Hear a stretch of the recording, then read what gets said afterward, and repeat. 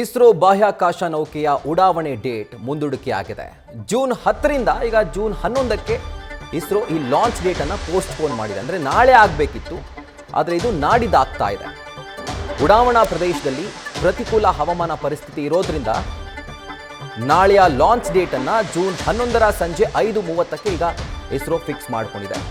So June 11ರ ಸಂಜೆ 5:30ಕ್ಕೆ ಆಕ್ಸಿಯೋಮ್ 4 ಒಂದು ನೌಕೆ ಉಡಾವಣೆ ಆಗ್ತಾ ಇದೆ.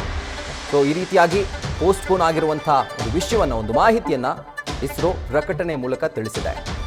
ನಾಳೆ ಆಗಬೇಕಾಗಿದ್ದಂಥ ಆಕ್ಸಿಯೋಮ್ 4 ಒಂದು ನೌಕೆಯ ಉಡಾವಣೆ ನಾಡಿದ್ದಕ್ಕೆ ಅಂದರೆ ಜೂನ್ 11ರ ಸಂಜೆ 5:30ಕ್ಕೆ ಈಗ ಪೋಸ್ಟ್ಪೋನ್ ಆಗಿದೆ.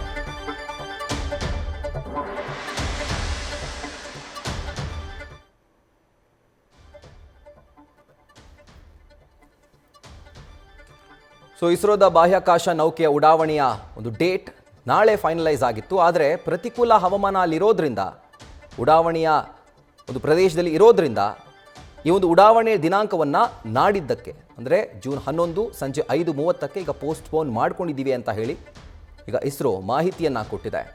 ಸೊ ದೃಶ್ಯಗಳಲ್ಲಿ ಗಮನಿಸ್ತಾ ಇದ್ದೀರಿ, ಈ ಒಂದು ಸ್ಯಾಟಲೈಟ್ ಅಥವಾ ಈ ಒಂದು ನೌಕೆ ಉಡಾವಣೆಗೆ ಸಿದ್ಧವಾಗಿತ್ತು.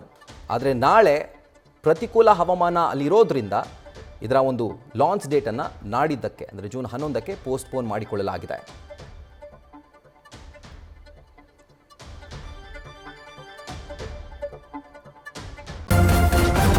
ನ್ಯೂಸ್ ಫಸ್ಟ್ ನಿರ್ಭೀತಿಯಿಂದ ನಿಮ್ಮ ಪರವಾಗಿ.